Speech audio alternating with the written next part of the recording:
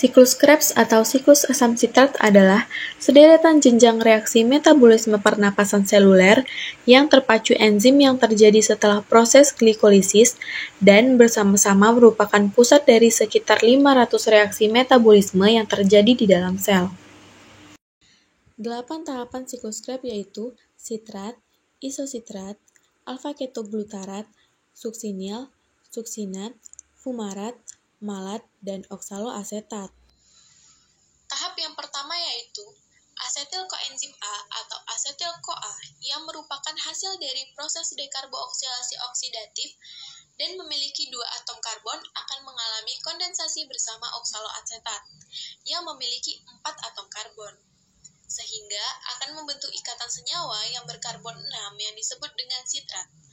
Pada saat pembentukan sitrat, koenzim A akan dilepaskan. Nah, pada tahap ini, enzim yang berperan adalah sitrat sintase. Selanjutnya, akan diubah menjadi isositrat yang masih memiliki karbon 6 karena reaksi yang terjadi pada tahap ini hanya isomerasi. Pada tahap ini, terjadi proses pelepasan H2O yang disebut dengan dehidrasi dan penerimaan H2O yang disebut dengan hidrasi. Nah, teman-teman, tahap 2 ini dibantu oleh enzim akonitase. Kemudian, isositrat dengan 6 atom karbon akan diubah menjadi alfa-ketoglutarat yang memiliki 5 atom karbon. Pada tahap ini juga terjadi proses pengurangan atom karbon di mana nantinya satu atom karbon ini akan membentuk CO2. Enzim yang berperan dalam tahap ini adalah isositrat dehidrogenase. Tahap selanjutnya, alfa-ketoglutarat akan diubah menjadi suksinil, CoA, yang memiliki 4 atom karbon. Pada tahap ini juga terjadi pengurangan satu atom karbon dan pelepasan elektron sehingga akan membentuk CO2 dan NADH. Selain itu, terjadi penambahan koenzim A yang masuk pada reaksi ini, sehingga akan terbentuk ikatan suksinil CoA. Nah, teman-teman, enzim yang berperan dalam tahapan ini adalah enzim alfa-ketoglutarat dehidrogenase. Pada tahap kelima, suksinil koenzim A yang memiliki atom karbon akan diubah menjadi suksinat yang masih memiliki 4 atom karbon. Pada tahap ini, tidak ada pengurangan atom karbon seperti tahap sebelumnya.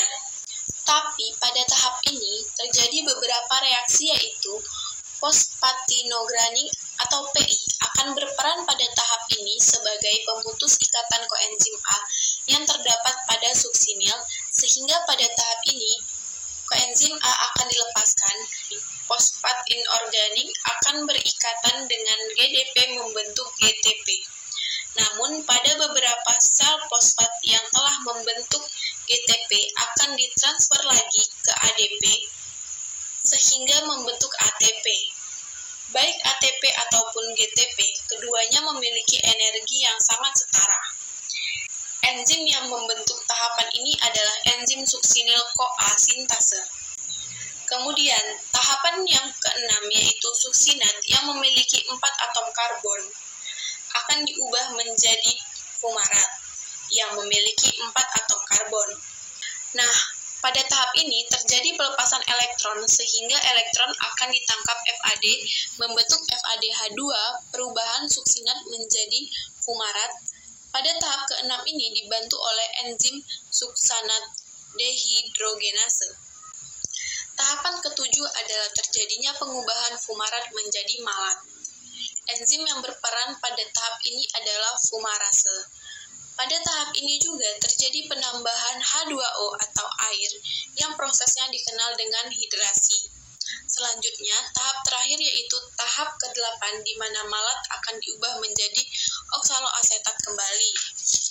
Pada tahap ini pula terjadi pembentukan enzim ADH yang berasal dari NADH+.